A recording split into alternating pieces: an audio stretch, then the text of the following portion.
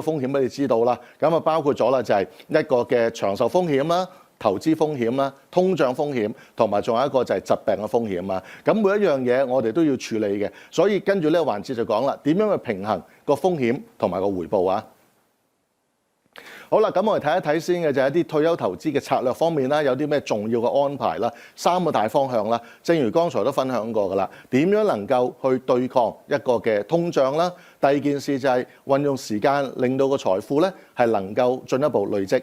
咁而去到退休咧，我哋重點嘅就係一個退休嘅現金流啊。咁以前成日都有句説話講咧，就係現金為王。但係其實對退休嘅人士嚟計咧，現金流為王。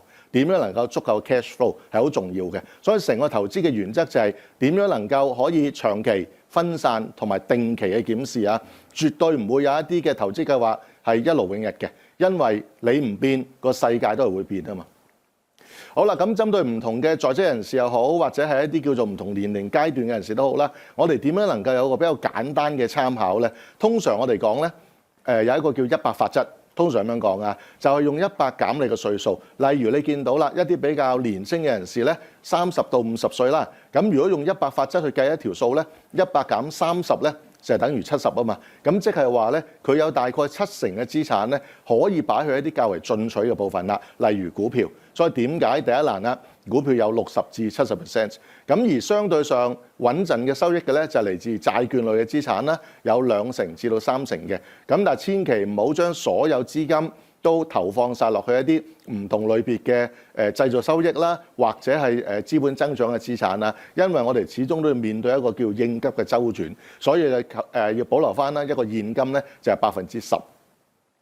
當我哋接近退休啦，50歲到65歲啊，咁香港嚟計咧，我哋就冇法定退休年齡，因為喺外國佢因為要符合某一個年齡咧，先能夠攞足嘅社保啊，但係香港就冇呢一樣嘢啦。咁我哋只係會有咧強積金係要供到65歲嘅，咁亦都咁嘅情況底下啦，咁接近退休嘅人士咧，可能個年紀咧都有個差異嘅喎，所以你見呢一度寫啦。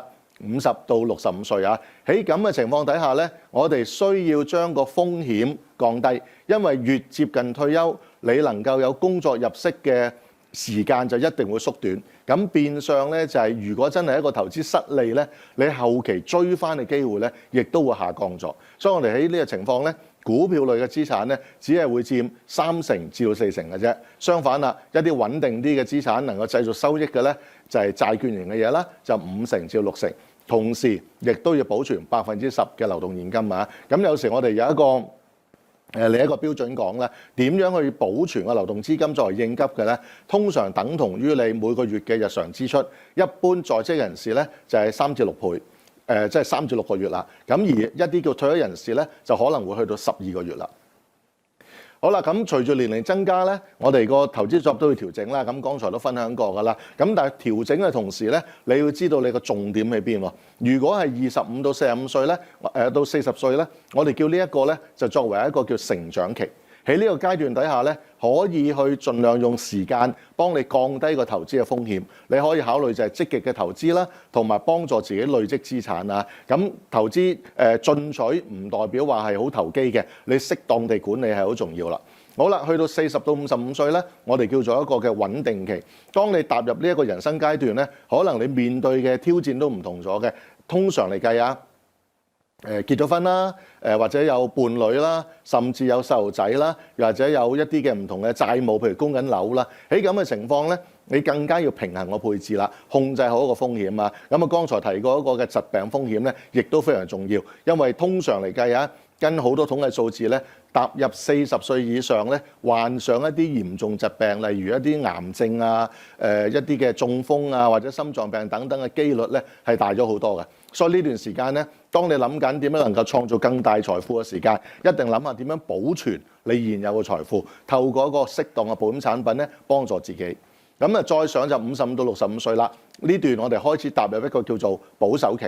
點樣能夠保存現有嘅財富啊？跟住諗下嘅就係而家嘅資產有幾多嘅收益係能夠創造到呢？因為準備將來退休要使㗎啦。咁去到再第4個階段呢，就係退休之後咯。我哋叫做一個分配期。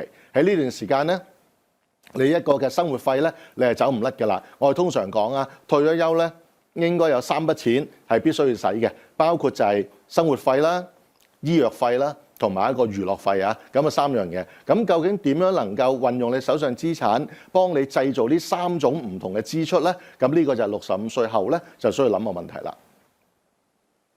好啦，咁啊再落去咧就講到強積金咯，因為我相信在座好多位嘅出席人士咧都有一啲嘅供緊嘅強積金戶口啦，或者已經持有嘅強積金戶口啊。咁有幾樣嘢咧特別要提醒翻大家嘅，包括第一件事啦，了解自己嘅 MPF 投資組合，千祈唔好人云亦云。咁我見過好多唔同嘅理財諮詢咧，啲人通常點樣揀 MPF 咧，就係我同事點樣揀我就點樣揀啦，或者啲人點樣講我就點樣揀咧。其實呢個唔一定係最啱自己㗎，不過有一樣嘢一定啱嘅咧，就係隨住年齡咧，你應該要調整你個 MPF 嘅資產配置啦，啲基金嘅配置啦。咁而有時投資咧都有少少運氣嘅元素啦。咁所以係咪最終個市場分析好就一定會贏咧？可能唔係㗎喎。所以有一啲人就考慮啦，與其我唔肯定個回報做唔做得到，但係如果個收費平嘅咧，我反而起碼我能夠多啲資金去做投資啊嘛，所以一個嘅低收費基金都好重要啊。例如積金局亦都推出咗一個叫做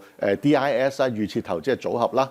好啦，第4樣嘢啦，定期檢視 MPF 嘅表現，咁啊最好咧就係透過一啲積金局提供嘅網上嘅資訊啦。咁所以一陣間亦都有嘉賓會再分享啦，點樣能夠做好呢一個部分啊。咁而好多時啲人講咧，因為香港嘅稅率唔高啦，所以俾到福利都唔多啦。尤其是有一班人咧就係叫中產咧，佢成日都覺得咧就係喺個香港嚟計咧，我就係最慘嗰班啦，因為我又要交稅，我又攞唔到福利。咁每年咧就聽個財政預算案咧，就期望就攞一啲嘅派糖，係咪？成日都講呢樣嘢啊嘛。其實咧，對於中產嚟計，最大嘅福利就係善用扣稅產品。